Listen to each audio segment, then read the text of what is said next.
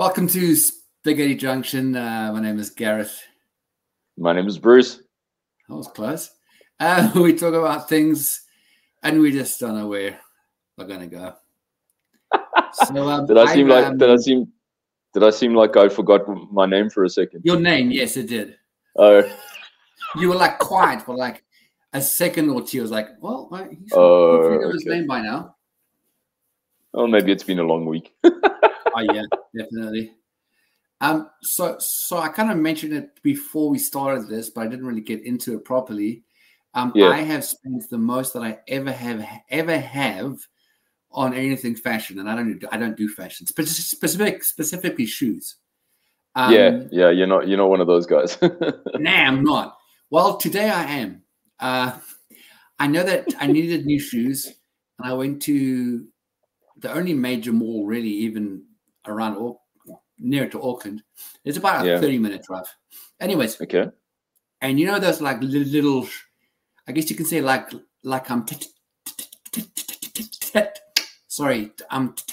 Tacky Town. Correct. Yes. It's kind of like that, where the shoes are cheaper, but the quality is, it's not going to last. So I was going to do it. I thought, let me just for fun, go have a look at shoes in the actual mall and, don't buy anything because they're going to be a shitload of money. Well, I went to this one store and, man, the shoes are awesome. I'm just realizing that I could turn into a sneaker freak, and I'm I hope not, because it's a costly thing. But I can see the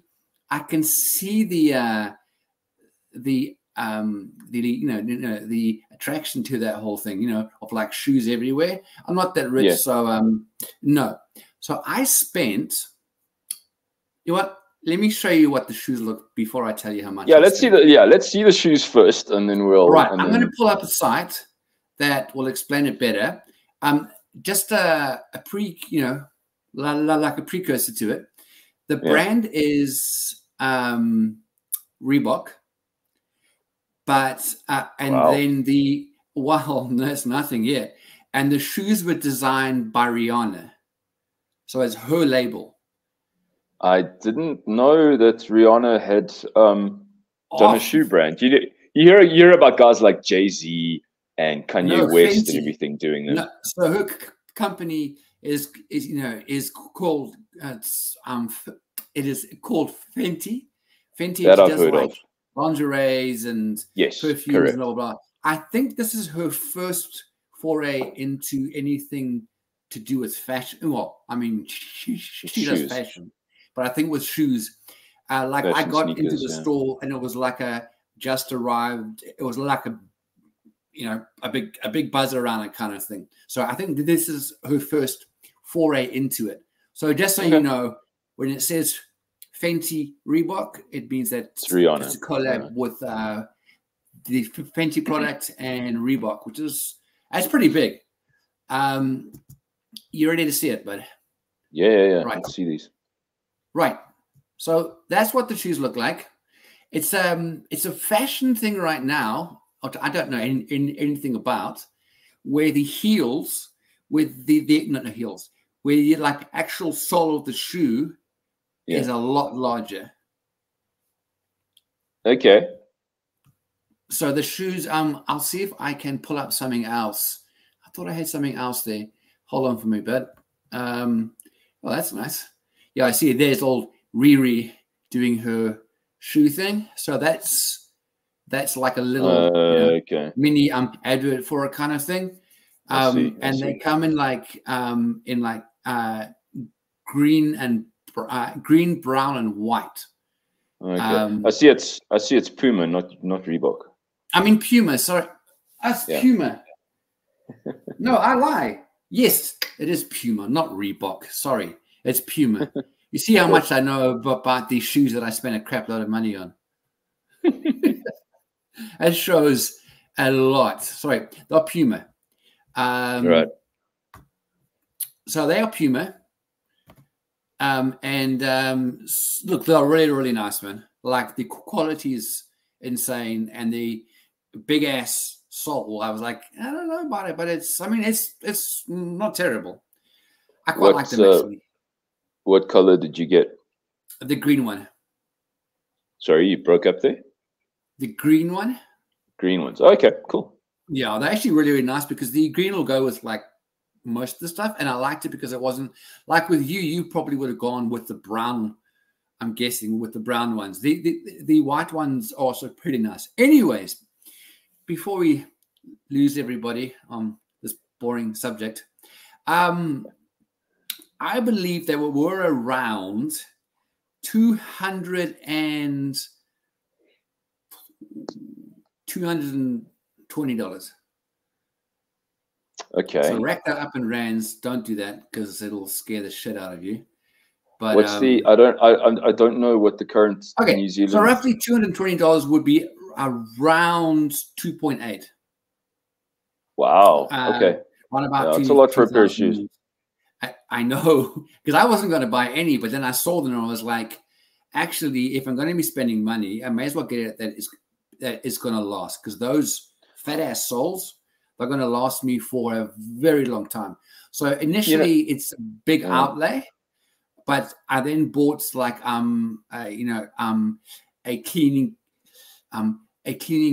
cleaning kit for it, and then there's a spray that basically makes them reasonably waterproof and makes them a lot harder to get dirty. So it was an initial outlay that I would never have done, but it just felt right. And I was like, you know what? I've been saving up for my mum's stuff. I'm getting a little bit like not stressed, but like okay. And then so yes, they shoes like, in fact, dude, fashion in itself, I think in that store the cheapest shoe was about 200,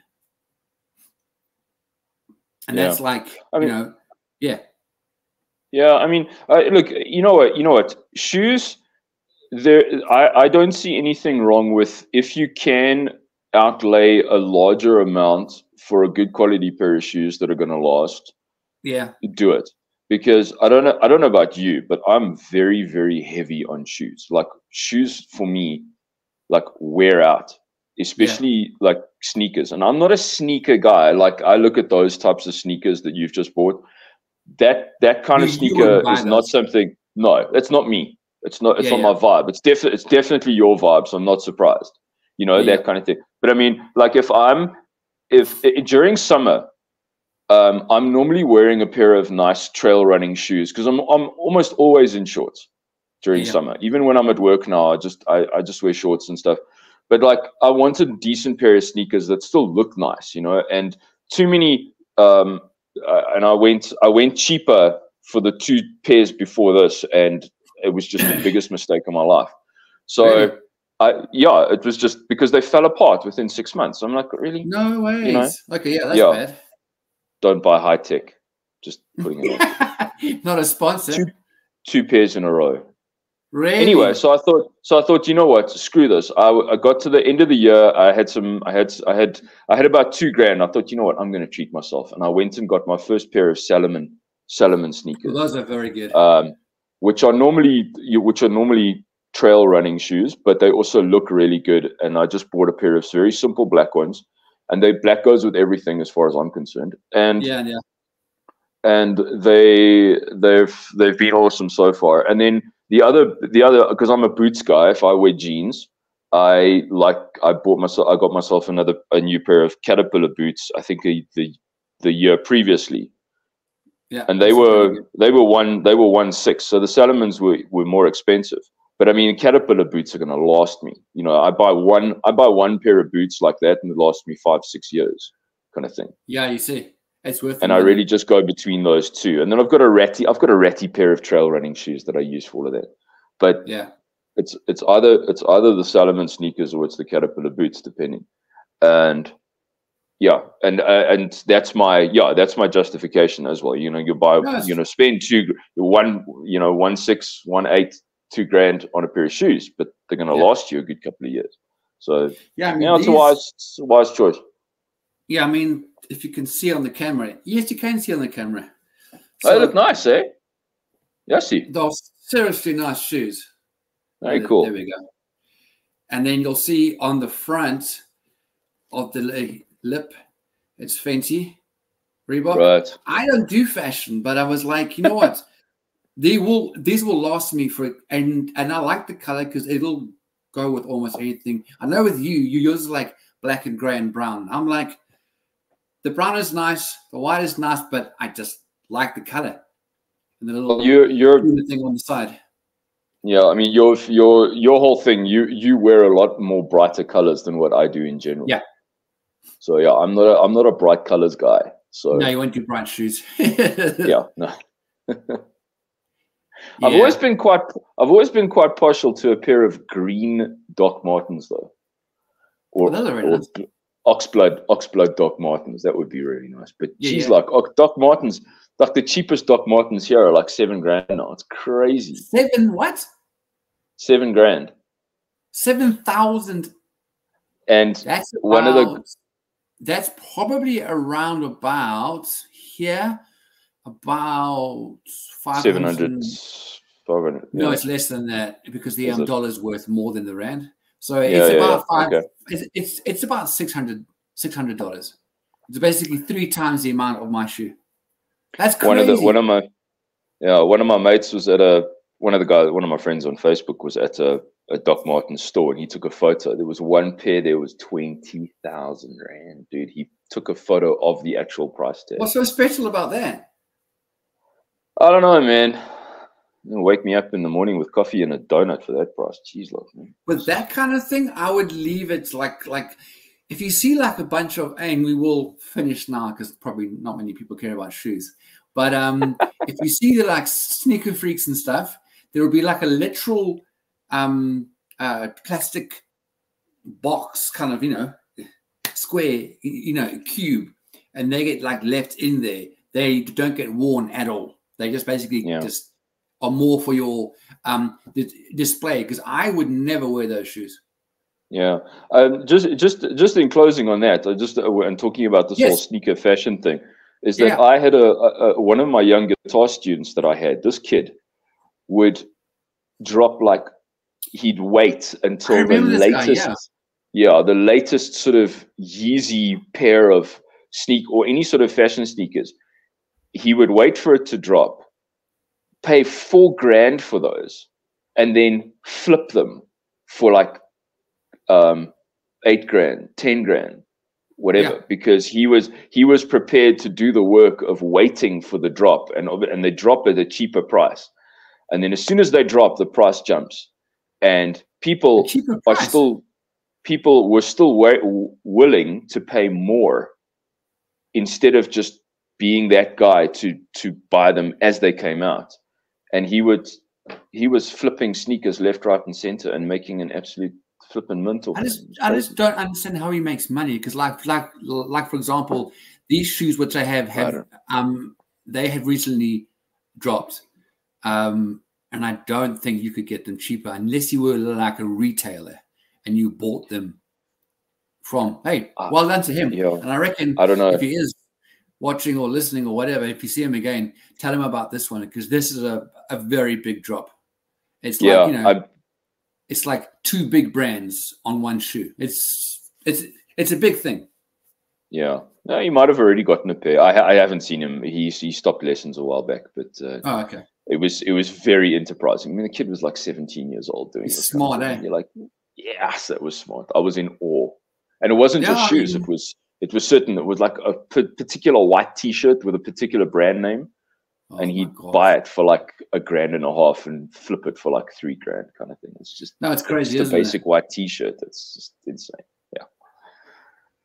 Well, so that was our shoes and fashion conversation that was not planned. But 14 minutes in. We just don't know where it's going to go. So now we have to like bring it down a notch of excitement and passion. I'm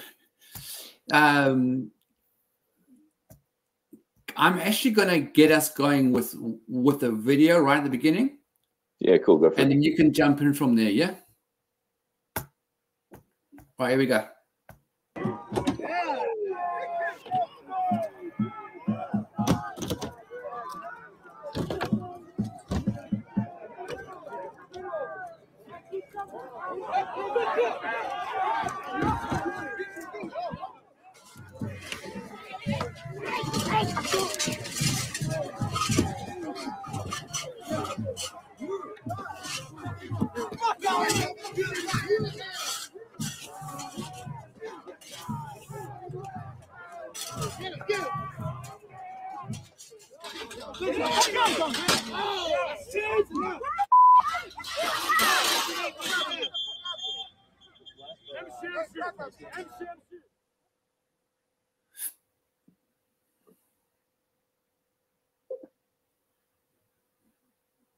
Don't worry about the sound. It drops here. Yeah.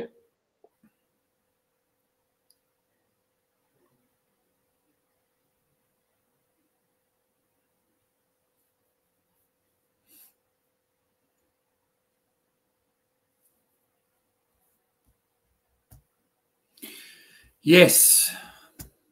So that starts us off in the conversation that is basically it's a big one right now.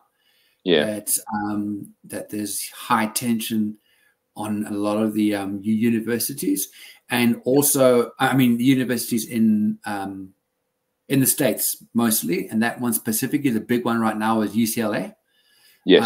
And there are obviously multiples of these happening around the world. There's such an echo of what's happening in the States, and that's just reaching around the world, which is very disconcerting. Yeah. And it's a bit worrying. Yeah, I mean, there were 12. There were 12 universities across America that were the sort of the biggest sort of hotspots. Obviously, there were smaller campuses as well. I tried to look for a total number of universities and campuses, but I struggled to find an actual number. But there were 12 across. You know, UCLA, Columbia, George Washington University, Wisconsin, Arizona, Texas, Yale University, even. And then obviously everyone's talking about UCLA because that's where like the cops actually finally decided to do something about it, because they were being criticized for not really doing anything. And then finally, because it just looks like the police in a lot of these places are very, very impotent when it comes to this kind of thing. They've not, they've been ordered to not do anything, not move in or whatever, until things really got out of hand. And then they were like, oh, okay, maybe we should do something. And then obviously that now sparks off because the protesters are now, refusing to move. They don't want to listen to the cops. Multiple arrests. I just read up now across America, so not just at UCLA, which is obviously the big one in the news, but across the states, police have arrested 2,000. It's going on 2,000. And if I am correct, so this is an article in the Guardian, they've arrested. Oh wow, this is so it says that more than 2,000 pro-Palestinian protesters arrested. Okay, so that's just the one side, and that UCLA so far they're saying they've arrested more than 90 students. No, I lied. Sorry, police arrest more than 200 students at the UCLA. Did that specify pro-Hamas students, or did they arrest some actual Israeli students? No, it just says that more than 200 students were arrested at the University of California, Los Angeles, as police cleared a fortified encampment, and then more than 90 students were arrested at Dartmouth College in New Hampshire. But at UCLA, and then and then I don't know if it's the same. Either way, sorry, they're saying that more than 2,000, and they're just saying pro-Palestinian. So, and they seem to be getting the heat more than the the Jewish side of the of everything going on. Yeah, well, I mean, they're the ones you didn't see Jewish students setting up encampments in the universities. You know, they would gather in response to the pro Hamas, pro Palestinian encampments, and then, you know, because obviously, I mean, obviously, I don't blame them, but it did seem to be the Palestinian supporters who kind of started it, and then you hear about Jewish students not being allowed on campuses. You hear about Jewish faculty members not being allowed on campuses. I saw one video, I can't remember what, but the guy was an actual faculty member, and he got people to film him trying to swipe his entrance card, and his card was being denied with the electronic scanning system as well. So it's like he couldn't even get into his own get into his own campus. I would imagine the reasoning behind that would be safety-wise. The only reason that they would block it, I doubt, would have come from the powers that be. I would imagine that it was blocked because of safety concerns. Well, he wasn't. He wasn't saying anything about anyone had told him that, listen, we're gonna do this. He was outside and he was trying to get in.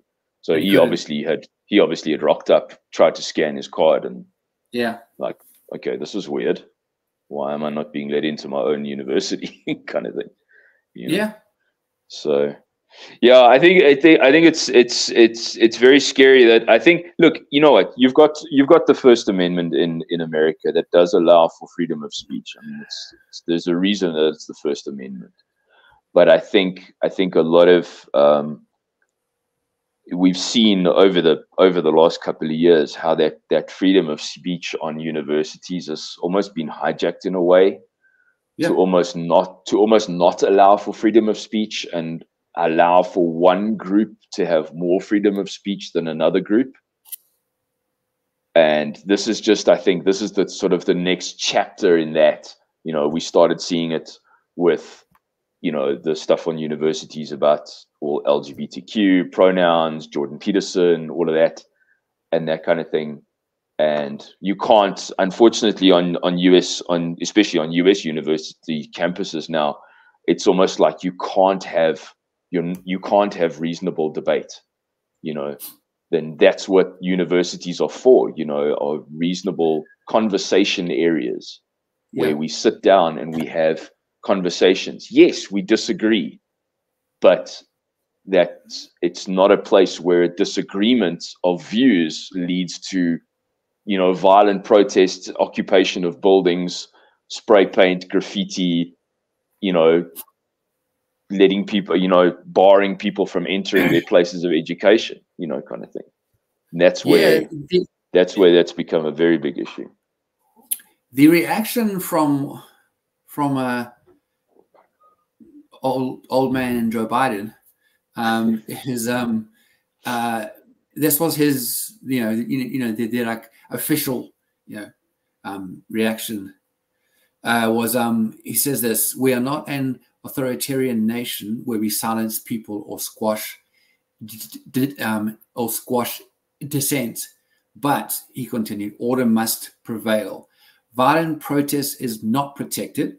Peaceful protest is," he said, and he criticized what he called violent protests. He says vandalism, trespassing, breaking windows, shutting down campuses, forcing the cancellation of classes and graduations. None of this is a peaceful protest.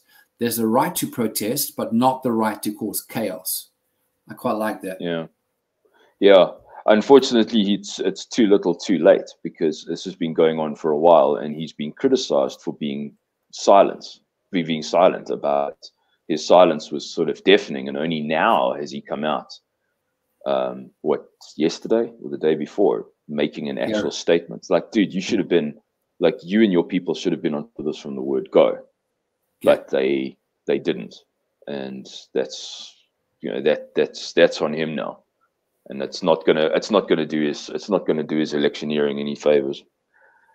So yeah, so I mean, to me, the question was, for me, you know, going into this episode was, why so much, I would say, misled passion, if you can call it that, from the pro-Palestinian people.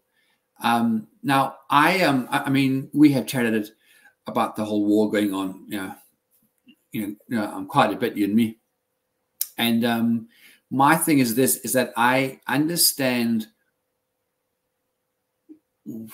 what's coming about the war from both sides. What I disagree with, and I think this will obviously put me on the wrong side. I'm not. I think what hasn't been addressed properly by the Israeli side is that, and this is not a pro-Palestine thing.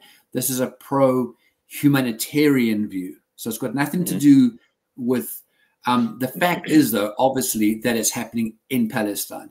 So that, you know, but I think that you can still agree, and you can still see the problems, and you can still react to the problems without being a pro-Palestinian or a pro-Israeli. To me, the bottom line is people are dying. People have died. It's a few thousand. I'll pull up the the whole amount, you know, when I'm done with this, done talking.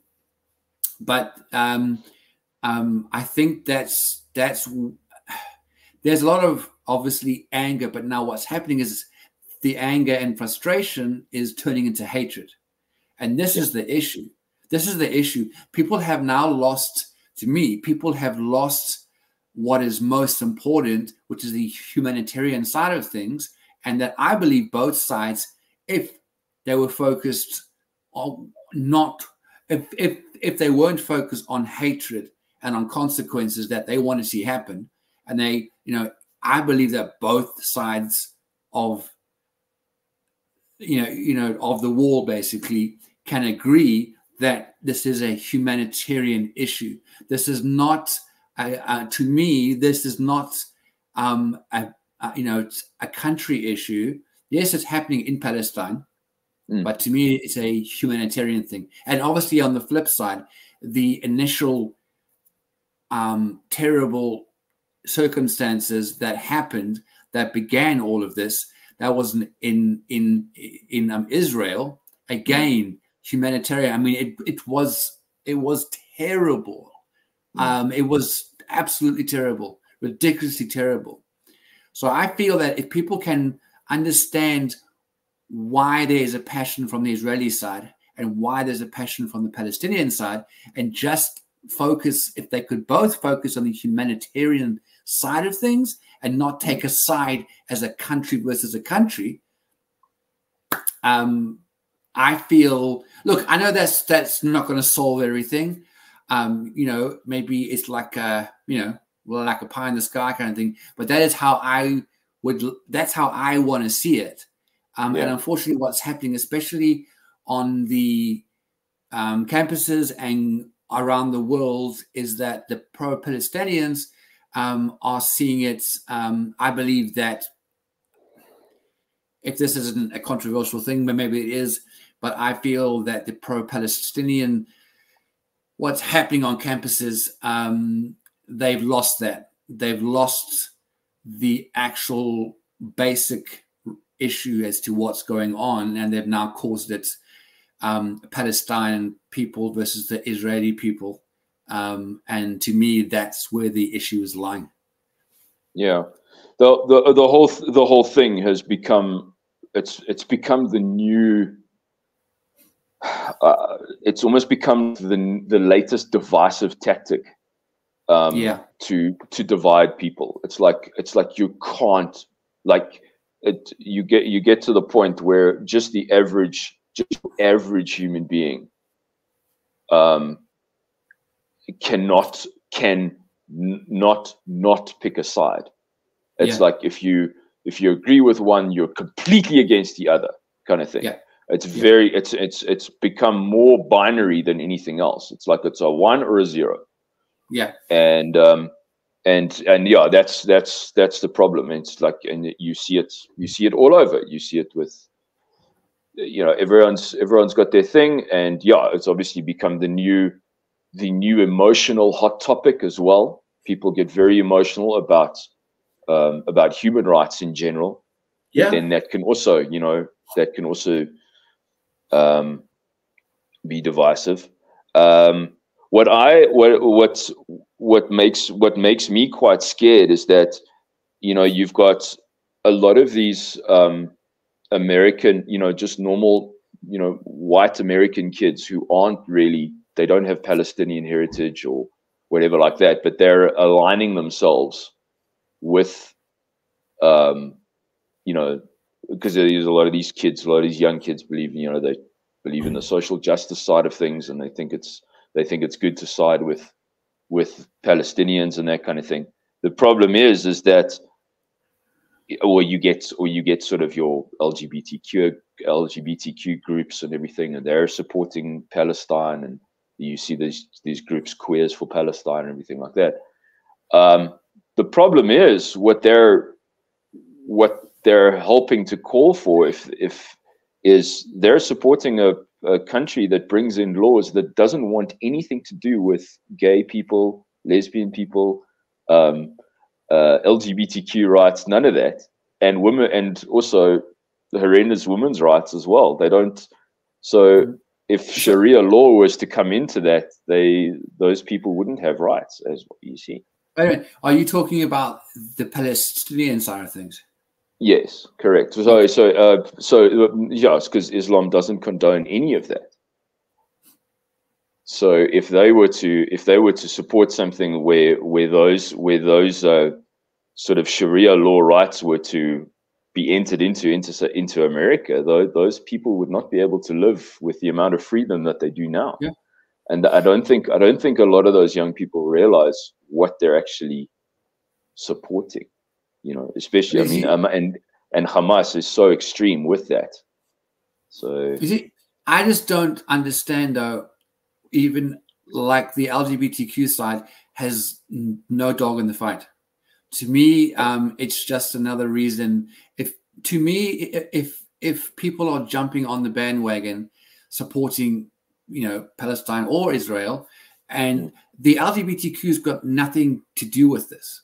To me, it's just another reason to climb onto whoever is the noisiest, whoever is making the most ripples, and putting their names on it. They've got nothing to do with it. Absolutely zippo. So to me, I just feel that they're just jumping onto the noisy bandwagon to say, hey, yes, we support you, but they're actually just saying, hey, here we are.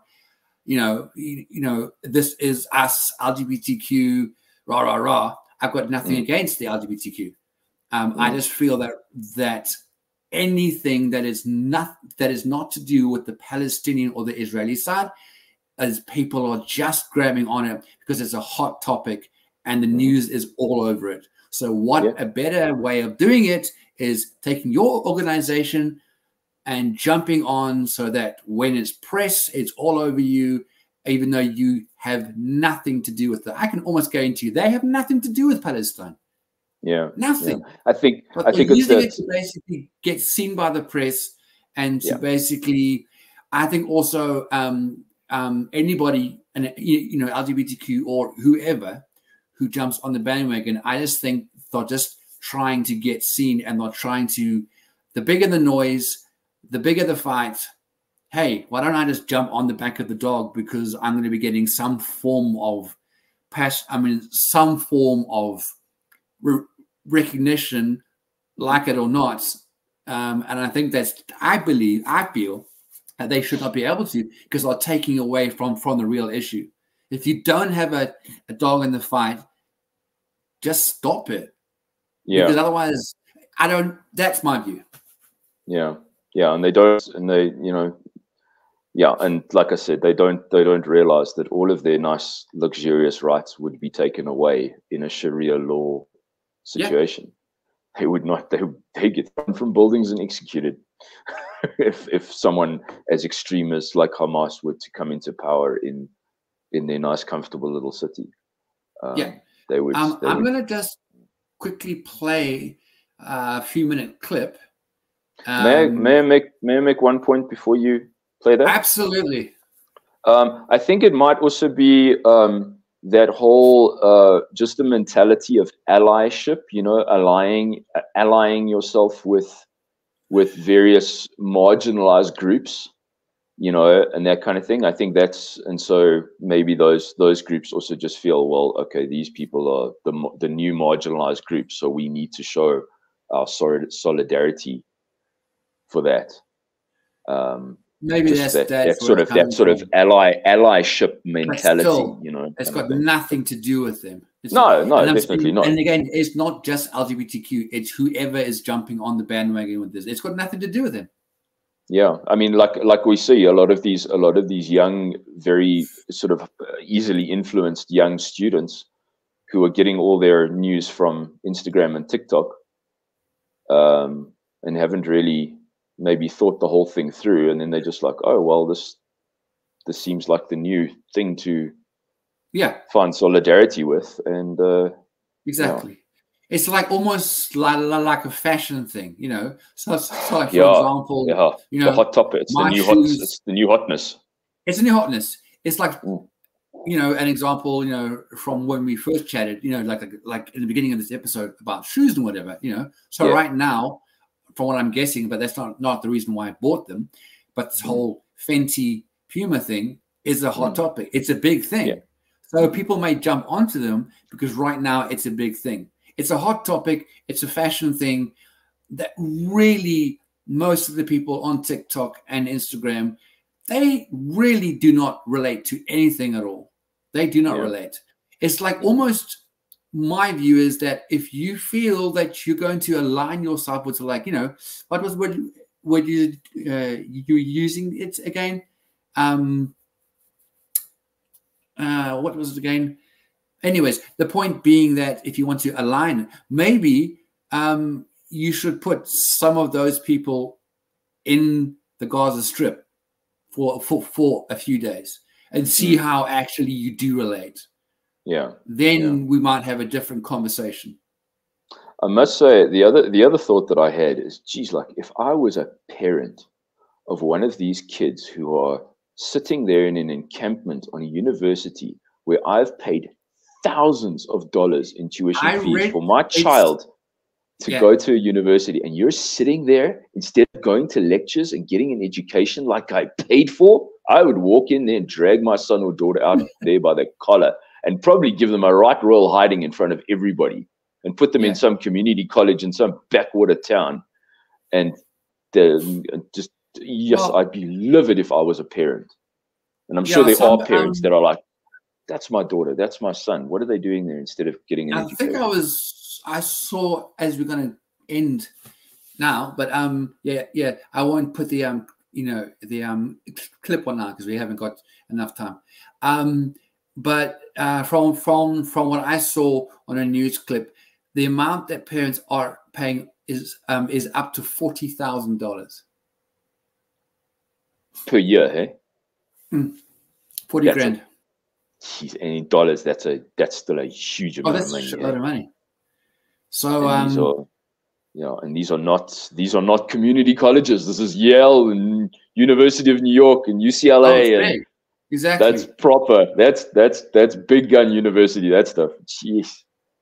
Yeah, and I was also reading that there were actually faculty members that were also arrested. Some, because they were also, getting involved. Which also you would think in a university you have to keep things separate. So if your staff is, running, is all part of it. Look, as we finish off, bud, like another minute or so, I'll say something and then you can finish this off. I think this is not going to go away. The question is, how can this go away? Like, is it going to get to a point where the fashion, not to say that this is, I'm saying fashion trend, you know, as in like Instagram and TikTok and stuff, you know, is the focus going to fall away once this whole, you know, palaver keeps on going on? Over time, I think people are, you know, it may just get down to the nitty gritty of, you know, of what is happening. I don't think it's going to last forever. I just think it's going to be with us for a while until somehow there's a way that people deal with it in a, you know, in a better way, which I don't know how long that's going to be. Yeah. Also, you know, I mean, we know that this Palestine-Israel debacle has been going on a lot longer than the last couple of months, you know, and it's I think, yeah, and we've seen it sort of rise up and come down, rise up and come down. This is probably the biggest rise that has happened in a long time. Oh yeah. And we'll see it. I mean, and you know, if the universities and the different states don't up their sort of their strictness of how they deal with these protesters, we're gonna just see more of it. And unfortunately, they've sort of, like I said before, they have sort of really hijacked the right to protest, the right to free speech. There's nothing wrong with that. You know, it's a democratic country. Yeah. But they've taken it to the extreme where it's like, okay, cool, we're allowed to damage buildings, we're allowed to deface statues, we're allowed to occupy buildings, we're allowed to, you know, we think that our freedom of speech allows us to bar other students from coming in and getting their education, you know, that kind of thing. And that's the problem. So I'm sure we're going to see a few states getting a little bit more hard-lined about it, especially the red states. The blue democratic states, maybe not, but maybe they will. Maybe they will say, "Listen, well, geez, I think we made a mistake here. I think we better get a little bit more hard with these people." And I don't know. We're just going to have to keep an eye on it. Yeah, there we go. I mean, I just want to end with what I was saying before about all this going on. To me, it takes away from the real issue, which is the humanity side of things. That it's not one country versus another country, which is what the passion is. I just feel that the nausea it is, and you just say that they do all of this stuff, takes away actually from the real issue, which is people are dying, on both sides, and you know, and there needs to be, you know, ways of dealing with that. There needs to be more you know, more like, you know, food aid coming through. There's a lot of other issues that could be spoken about that could actually change the, you know, the direction of this, where all of these protests, I don't think it's already going to change much. It's just angry people versus not so angry people, and the outcome is never going to come across to actually properly, humanely dealing with what is going on. That's my view. Yeah, that's it. Well, we'll have to just, like we do always, is just keep an eye on things and see if this gets revisited in a few episodes time. In a few episodes, see how things go. Yeah, most definitely. Cool. Well, thanks for the conversation. Awesome. Thank you. Yes, that was a good one. But yeah, I'm glad we chatted about it. Yeah, we do say we talk about things. So yeah, we do indeed. Yeah. Next next episode will definitely be lighter. Yes, definitely. Yeah.